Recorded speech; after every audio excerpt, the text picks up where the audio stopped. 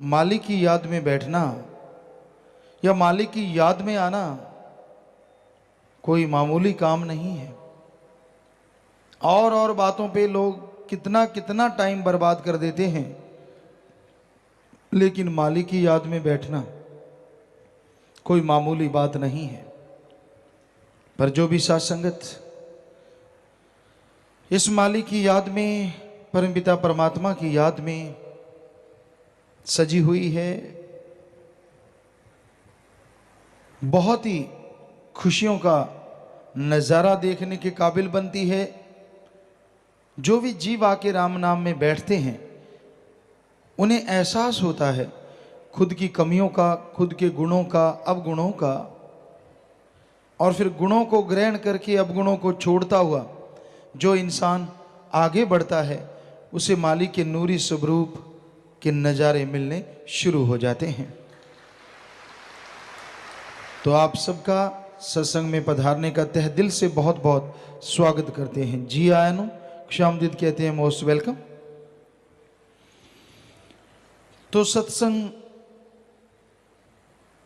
में आना, सुनना, अमल करना, ये तीन बातें आदमी के भाग्य को बदल सकती हैं, यानी अभाग्यशाली को बेहद भाग्यशाली बना सकती हैं।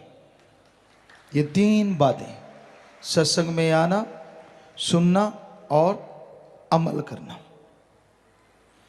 तो संत, पीर, फकीर इस संसार में, इस दुनिया में सबका भला करने के लिए आते हैं, सबका भला मांगते हैं और भलाई के लिए दुआ करते हैं। वो कभी किसी का बुरा चाहकर भी नहीं करते, यानी कोई कहे, कोई बोले, किसी के कहने से भी किसी के लिए बुरा या बद्दुआ संत, पीर, फकीर कभी कर ही नहीं सकते। उनके हाथ हमेशा सबके लिए दुआ के लिए फैलते हैं कि हे मालिक, हे राम, हे ईश्वर, हे वाहिगुरु, हे गॉड, खुदा रब, सब तेरी औलाद हैं,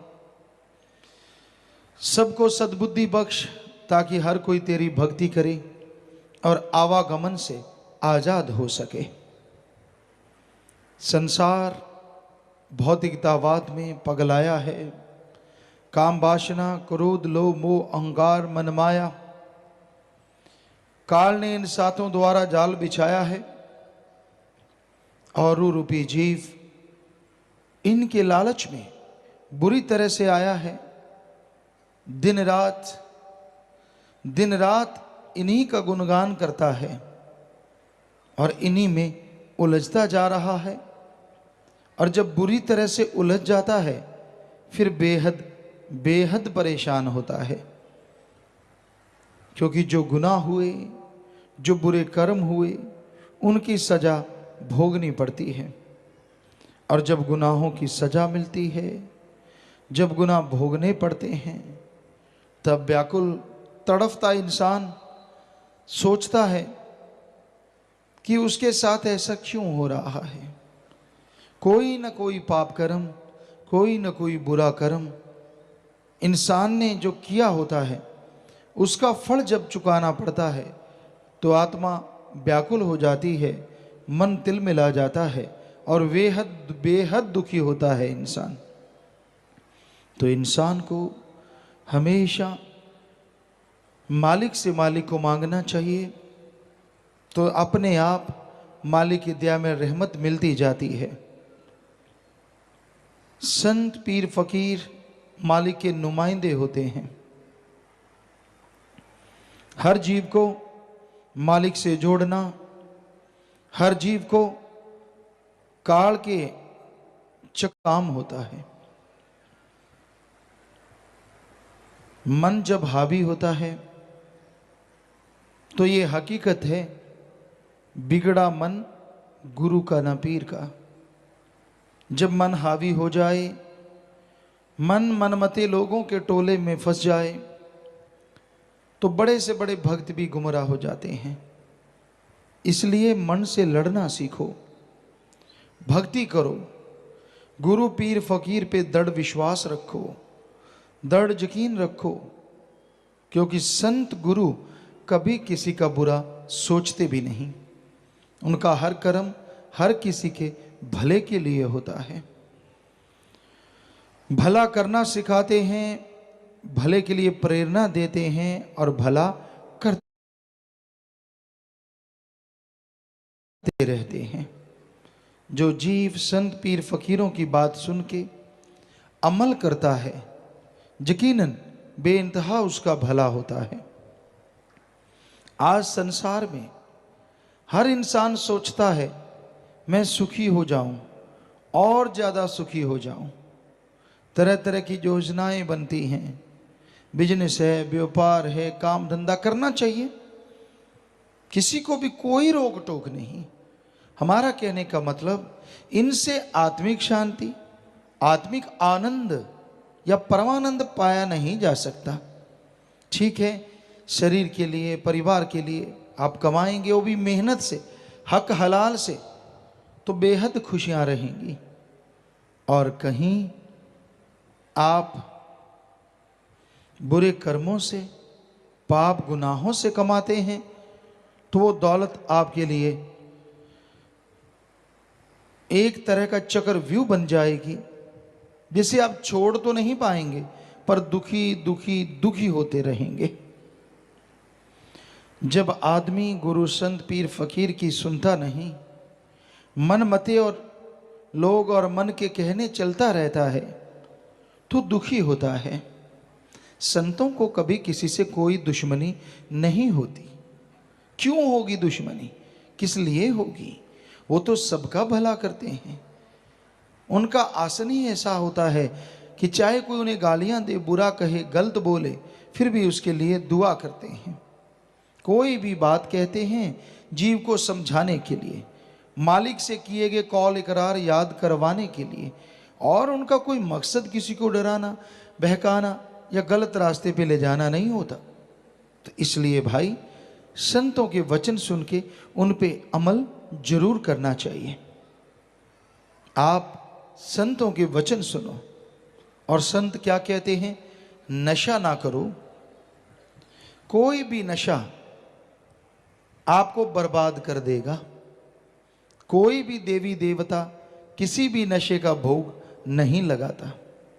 यहां तक हमने पढ़ा है, महादेव जी ने भयानक नशा जो जहर था उसको अपने कंठ में धारण तो जरूर किया, लेकिन पीने का आह्वान किसी को नहीं किया। सो कोई भी देवी देवता किसी का घर बर्बाद नहीं कर सकता। इसलिए नशों को वर्जित माना गया। जब समुद्र मंथन हुआ,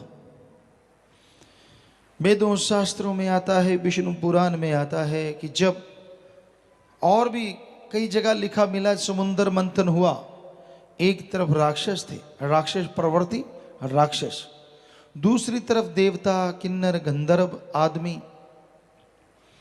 तो इन्होंने समुद्र को मथा। ये हकीकत भी हो सकती है, मालिक के खेल हैं, वो क्या बना दे, क्या करवा दे, कुछ कहा नहीं जा सकता।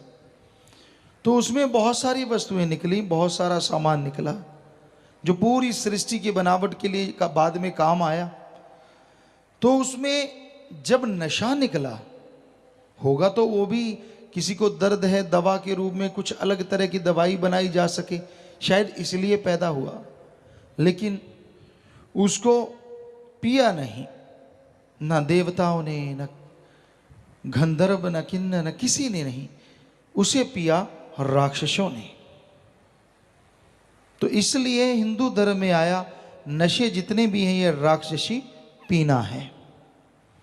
इस्लाम धर्म में आता है, नशे शैतान का घर है।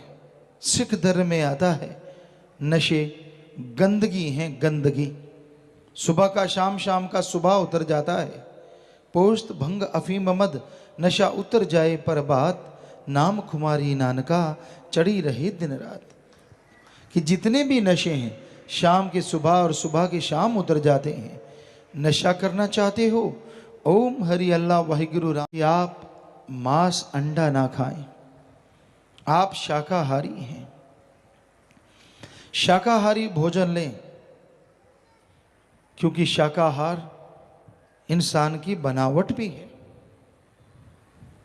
हमारे धर्म शास्त्रों में तो साफ लिखा है, शाकाहारी भोजन ही इंसान के लिए अति उत्तम है।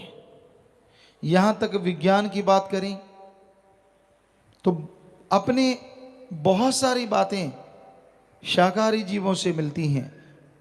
मतलब ज़्यादातर क्या, बहुत ज़्यादा। हाथ के नाखून हैं, हाथ है, दांत हैं, जबड़ा है, क्योंकि मांसाहारियों के दोनों जबड़े लगभग हिलते हैं और शाकाहारी का एक जबड़ा हिलता है। तो दांत हैं, जबड़ा है, आंतड़ियां हैं। मांसाहारी की जो आंत होती है वो मालिक ने बनाई छोटी होती है। डाइजेस्ट सिस्टम इस तरह का होता है कि जल्दी हजम हो और जल्दी चला जाए, लेकिन आदमी की आंत तो बहुत लंबी है और इसमें भोजन अगर वैसे ही तड़के खाया जाए तो उसको पचने में ही 12 से 18 घंटे लगते हैं पूरी तरह से। और अगर मांस को तड़के और उस तरह से कोई खाता है, जो साइंटिस्ट कहते हैं कि टोटली डाइजेस्ट होने के लिए उसे 30 से 48 घंटे लग सकते हैं। तो हमारा शरीर, आंतड़ियां, पाचन क्रिया सब शाकाहारी जीवों जैसी, यानी पूरी शारीरिक बनावट। पहले आपने पढ़ा होगा, हमने भी पढ़ा कि आदि मानव, इंसान के जो पूर्वज थे वो मांसाहारी थे। हम कभी नहीं मानते थे इस बात को। बहुत बार बच्चों में बहस होती, क्योंकि सतगुरु ने, दाता ने 4-5 साल के थे हम तभी नवाज दिया था, अपने नाम से, अपने प्यार से, अपनी मोहब्बत से रंगा था। तो हम अड़ जाते कि ये संभव नहीं है। कई विज्ञान की किताबें लेके आते, कई लोग कहते नहीं देखो ये सही है, आदमी के जो पूर्वज थे वो मांसाहारी थे। हमने कहा नहीं, ये सही नहीं है, विज्ञान गलत। और यकीन मानिए सतगुरु इतना कॉन्फिडेंस देते कि वो ही होता, और वाकई वो ही हुआ। अब साइंस, विज्ञान ने पिछले कुछ महीने या साल हुआ होगा, ये साबित कर दिया है कि हमारे पूर्वज या आदि मानव जो थे वो भी शाकाहारी थे। वो भी कच्चा या पका के भोजन खाया करते थे। तो हमने बहुत पहले ये बात कही थी कि ये हो नहीं सकता, ये गलत है, ये विज्ञान की थ्योरी गलत। कि आदमी की शरीर की बनावट ही ऐसी नहीं, चाहे नाखून कैसे भी हैं, कैसे मुड़ जाते थे, लेकिन किसी पशु की चमड़ी को फाड़ना कोई आसान काम नहीं।